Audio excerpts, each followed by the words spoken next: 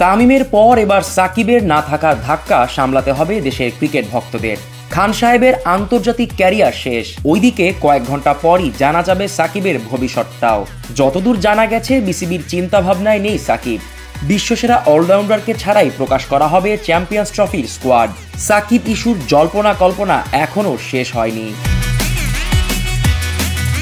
বাংলাদেশ ক্রিকেটের বিশ্বখ্যাত তারকা সাকিব আল হাসান এখন এক অনিশ্চিত সময়ে।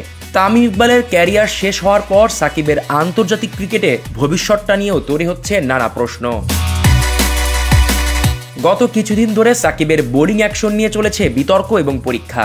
চলতি চ্যাম্পিয়ন্স ট্রফির দল ঘোষণা হতে যাচ্ছে এবং সেখানে সাকিবের না থাকার সম্ভাবনা অনেকটাই প্রবল।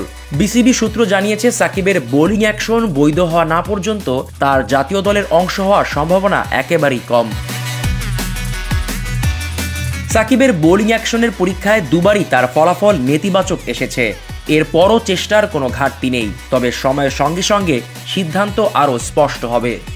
বিসিবি এখন পর্যন্ত নিশ্চিত করেছে যে সাকিবকে আগামী চ্যাম্পিয়ন্স ট্রফির দলে রাখা হবে না, যদি না তিনি দ্রুত বোলিং অ্যাকশন নিয়ে নতুন পরীক্ষা দেন এবং পাশ করেন। বাংলাদেশের জন্য 2025 সালে চ্যাম্পিয়ন্স ট্রফি বড় এক সুযোগ, কিন্তু সাকিবের অনুপস্থিতি কি দলের জন্য বড় ক্ষতি হবে?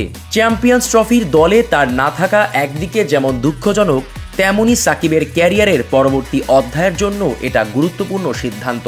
এই পর্যন্ত সাকিব আন্তর্জাতিক ক্রিকেটে তার ভবিষ্যৎ নিয়ে সুরাহা পাননি, তবে তিনি যদি আবারও অ্যাকশন পরীক্ষা দিয়ে সফল হন তাহলে হয়তো দলে ফিরতেও পারেন। সাকিব আল হাসানের ক্যারিয়ার নিয়ে যত জল্পনা কল্পনাই থাকুক, তিনি কখনোই শুধু একজন ক্রিকেটার হিসেবে সীমাবদ্ধ নন। তিনি দেশের ক্রিকেটের অমূল্য রত্ন, আর তার আগামী সিদ্ধান্ত যাই হোক সারা দেশ তাকিয়ে থাকবে।